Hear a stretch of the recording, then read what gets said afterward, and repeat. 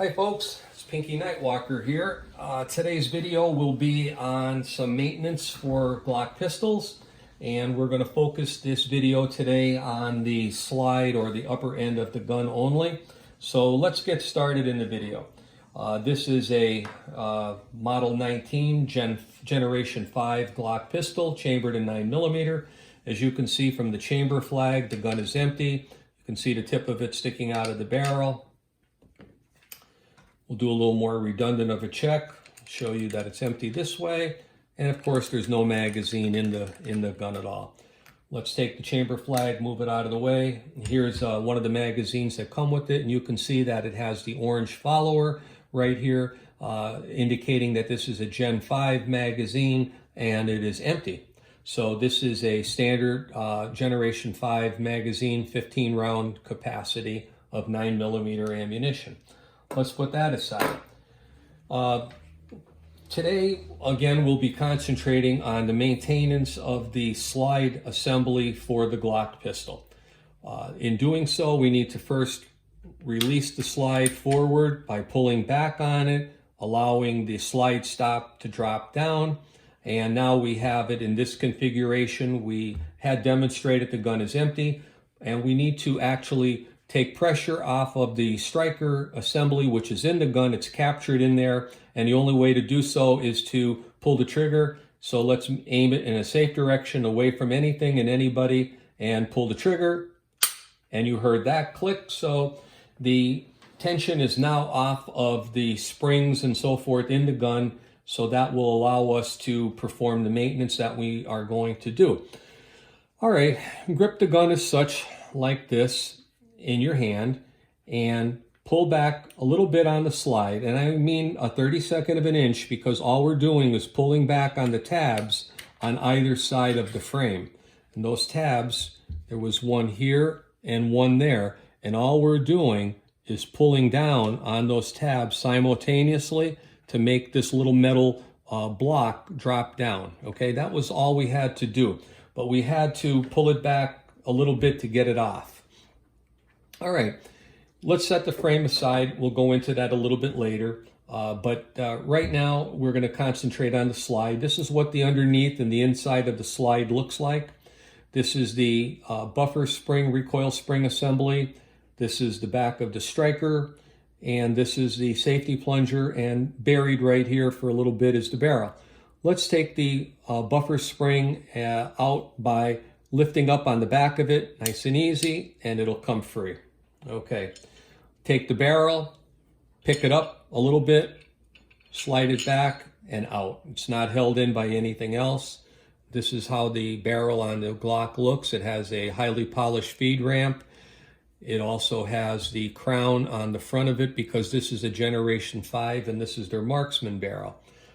This coating on here is for lubricity and for corrosion prevention, and it has a nice slippery feel to it. So nice job there, Glock. All right, let's look at the slide and say, what are we going to do here? What needs to be cleaned? Well, under typical conditions, we can take a couple cotton swabs, something like that. This is a dirty one. I've been practicing the video, and we can wipe out the rails, the grooves in here for the frame rails, okay? And we can also take a toothbrush and maybe a cotton patch, gun cleaning patch, and get out anything out of the crevices that are in there. I recommend highly against using any metal picks or scrapers or screwdrivers or anything like that to remove any dirt or carbon buildup. You're only going to break the finish and damage the gun. If you want to do anything, you can buy plastic gun cleaning picks. They aren't abrasive, or simply cotton swabs and a toothbrush or a gun cleaning brush. All right, this is the inside of the slide and what it looks like. Under normal conditions, the maintenance would be just cleaning out the rails, adding just a light drop of oil on the rails and wiping it down, and removing any excess. You don't want to over lubricate a Glock pistol. It's really not necessary and could be detrimental to the function of the gun. Okay, but if we fired the gun a long time or we've had it in extreme conditions, say we live in an area where there's a lot of dust, a lot of sand and things like that, we might want to take this a step further and take it apart. I think there are people who are a little timid about doing that and a little apprehensive about taking the internals out. It's nothing to really worry about. It's very simple, and let me show you how we can do this at home without getting into any trouble. In here, I said, is the striker assembly. That's the part that comes forward and detonates the cartridge. Inside of here, there's a sleeve. You will see it's right below the edge of this metal part here, which is the striker. It's right at the tips of the tweezers. And we're going to have to push that sleeve down because we need to get some spring tension off of the striker back so that we can take the cover plate off the back of the slide, which unlocks everything to remove and clean. So we're going to take this simple screwdriver, okay, and place the gun on a clean surface that's cushioned in some way so you're not going to scratch the face of the slide. And we want to push down on the plastic part right here. It's below the metal part, downward towards the opening of the frame right here, or I should say the slide. So let's take it. I'm going to put a lot of tension on it and press down, and then we're going to slide that back plate towards removing it right there. You need to keep your finger over the top of it, your thumb, and slide it forward, and there we go. You can feel that it came free a little bit, and we held the striker assembly in place. It didn't jump up out of the gun. It's not extreme tension, but it does require a little bit of concentration and a little bit of dexterity. This is the back plate that holds everything in place. It's plastic and it's reinforced with metal. Okay, let's set this aside. And remember, the way it came off is with those little serrations that will be facing outside of the gun. The inside has a circle with a tab in it that will engage the striker. Okay, put that on the paper towel there. Let's take the striker assembly out, pull it up and out. It's captured. This is what causes the cartridge to fire when it's released by pulling the trigger. Normally, there's not a lot of maintenance on that. You can take a toothbrush, brush off anything that you see there, wipe it, take a cotton swab and maybe clean around it if you think there's dust in there, and so forth. So for the time being, that is all we really need to do with the striker. The rest of the slide, we can further disassemble it very easily. In the back, we have a plunger assembly that is connected and activates the extractor. Let's lift it out. Remember, the metal part faces downward first, and that's what came out last. The spring is on top. Put that aside like that. Now the extractor is still in the gun or in the slide, and it's not, you can't remove it just the way it is. We have to gently press on the safety plunger here, and that will allow the extractor to come out. Put it over an area where you can catch it, lightly press it, the plunger, and that will drop right out. It's kind of like those little wooden puzzles that everything goes together in a certain way. Now we can take the safety plunger out of the gun, and I want to point out to you to remember how it came out, because the safety plunger is not symmetrical, it's asymmetrical, meaning that the shape of it is offset, okay? And it only goes back into the firearm in one way, otherwise you won't be able to fully reassemble the firearm. Under normal circumstances, all you would do is wipe it off. Again, you might want to clean it with a cotton swab a little bit here and there. Watch you don't lose the spring. It is captured in there, but lightly captured, and it can come free if you're not careful and snag it with a piece of fabric or, again, the cotton swab. Let's put that aside. I've taken a cotton swab. I've stripped off some of the extra cotton from it. You can run that down inside of the hole for the plunger, and you can see it coming through, and we can remove any carbon, dust, or oil, excessive oil that's gotten in there over a period of time out of the plunger channel there. Also, we can take a cotton swab and we can clean where the striker assembly goes and remove anything that could have gotten in there. Again, a buildup of carbon such as this and oil, which also, by the way, don't put any oil down into the channel for the striker. Under no circumstances does that get oil other than something that may have gotten past you in your lubrication of the firearm, but it is not the place to lubricate. Okay, so we have the basic components removed from this, and under normal circumstances, again, you would clean the grooves for the rails on both sides. You would clean the pocket and channels, all for the extractor, and you would clean the face here of where the cartridge goes up against the slide as it fires, and any surfaces inside. Under normal circumstances, you can take a couple drops of oil on a cotton swab and wipe down the rails on either side, and a light bit of oil on the side of this camming surface, which just requires a light bit of lubrication. Nothing else. It's not really required, and you're not going to be doing yourself any favors by doing so.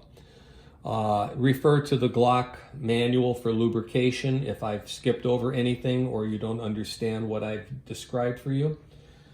Also, let's take a look at this striker assembly. The striker assembly has a spring on it. It's captured in here between the two plastic ends. This is a split sleeve here, or a slotted sleeve. And in the front there looks like a cap made out of solid plastic. It is not. That actually is a two-piece assembly that looks like that. These are cups. These are half of a cup that is used to capture the spring on the front of the striker assembly. Under normal circumstances, you would just take a toothbrush and clean off the striker, wipe it down, and make sure that there's nothing on there, dust or other debris. If for some reason you want to take it apart, you can take the striker assembly, put it in backwards into the slide, pressing it against a firm surface to hold it, and pull down on the spring, and with good dexterity, you can remove the split pieces of this cup. Well, let me say that before you decide to do that, please make sure that you're working in a clean environment, in an area that there's nothing on the floor. If you drop them, they might be hard to see and find, or if they become a projectile, be sure you're wearing safety glasses and so forth. This is not something that routine maintenance requires, but it is something that needs to be done periodically should they get worn or damaged. All of the parts that you see, replacement parts, which are those cups and these sleeves, are readily available from various sources online or from Glock, and they can be purchased for a very nominal amount. They're only a couple of dollars. Lastly, inside of the slide, there's one hidden part, and that's this sleeve here.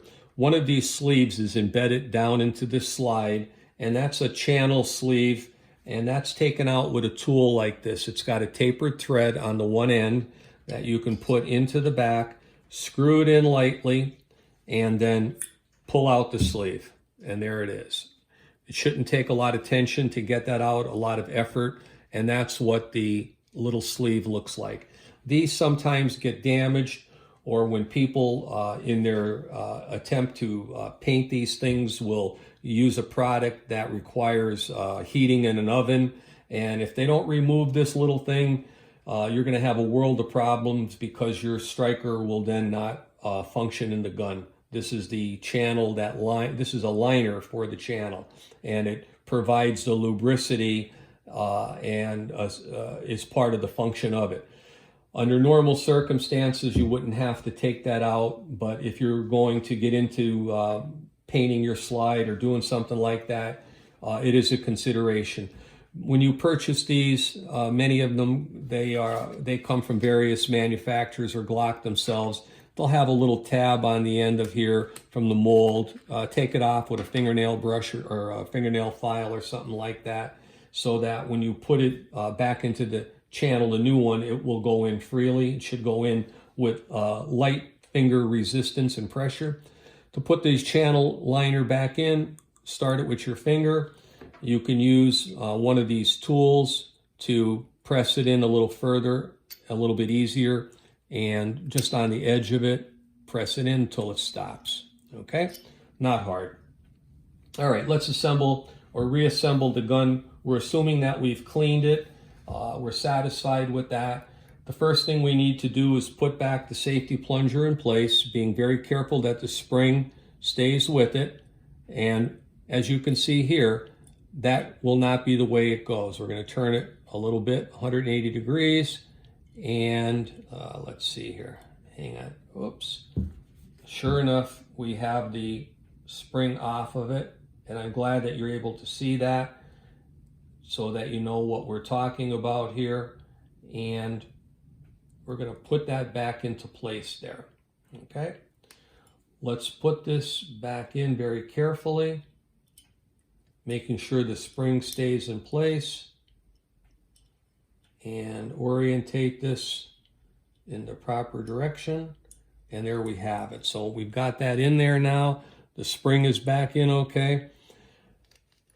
Let's take the extractor, press it in like that, and now release some tension off of that, and that should hold it temporarily.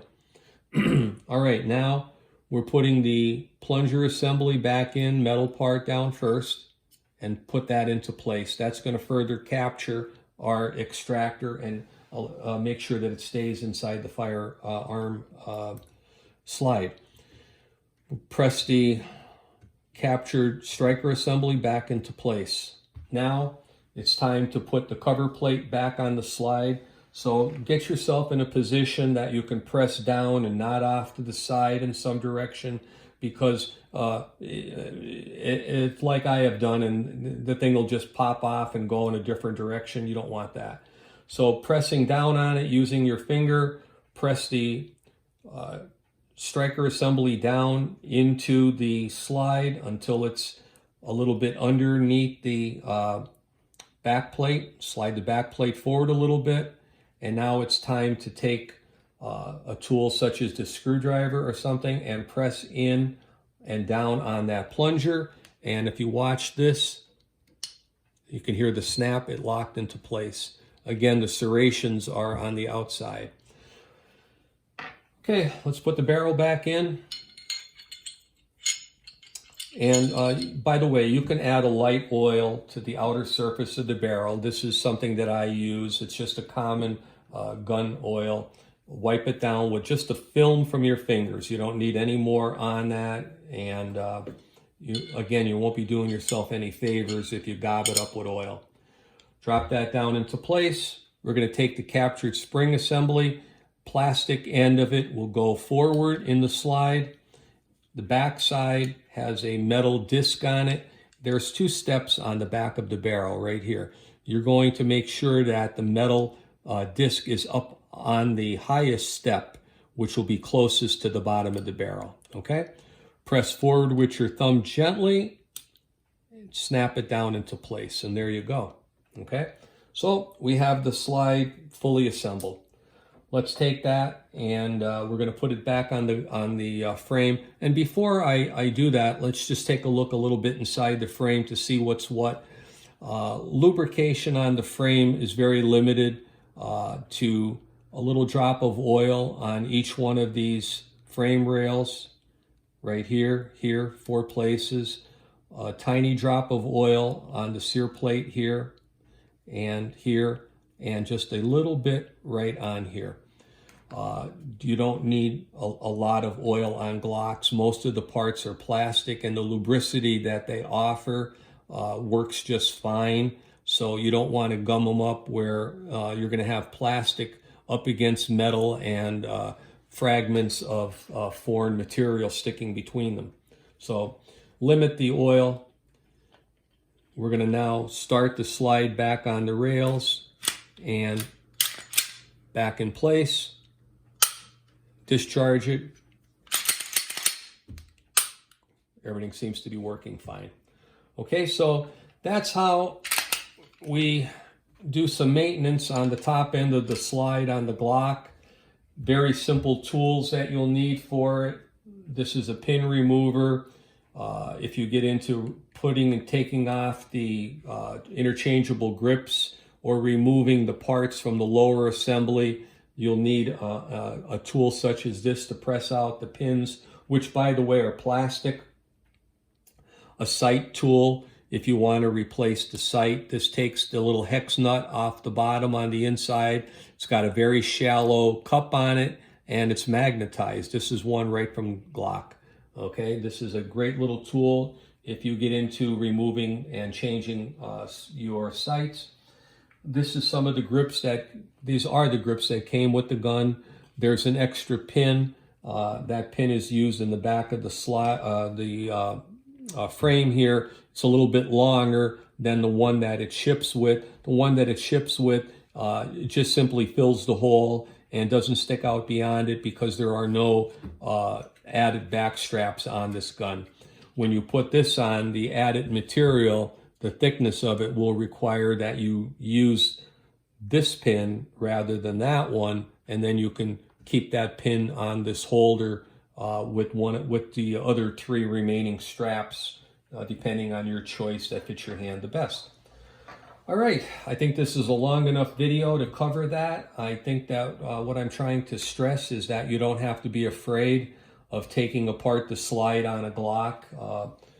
I hope that you don't drop and lose any of the pieces. I did back in the day when I first got started in handling Glocks and cleaning them. But all is not lost. They are replaceable. They are something that are not very expensive and they're obtainable from many sources. So all is not lost. If that happens, you might have to use another firearm until you can get them, but they are obtainable and they are cheap. So anyway, Pinky says, thanks for your time. I hope that this was an informative video. I hope that you've learned something from it. I always enjoy doing things like this for people. I know myself the apprehensions when I first approached firearms and how to take care of them. They seem to be sometimes a little overwhelming, and it doesn't have to be that way. But I do want to emphasize again safety. As you saw in the beginning of the video, we made sure that the gun was completely empty. We didn't fiddle with any ammunition here or anything like that. We didn't have anybody standing around to distract us. I am wearing prescription glasses, which are polycarbonate, and they are protective in nature, so that if any of the springs or parts became a projectile when I was disassembling it, I was safe from any eye injury. And again, if you're not a person who wears prescription glasses, I urge you to wear safety glasses when you're doing this. You really wouldn't want to get hit by one of these little plastic parts or a spring or anything else that could possibly injure your eyes. Your eyes are critical to what you're going to be doing with a firearm, and so stay safe. Stay safe, concentrate on what you're doing, and Pinky will talk to you soon. Thanks a lot for your time, and I hope you enjoyed the video.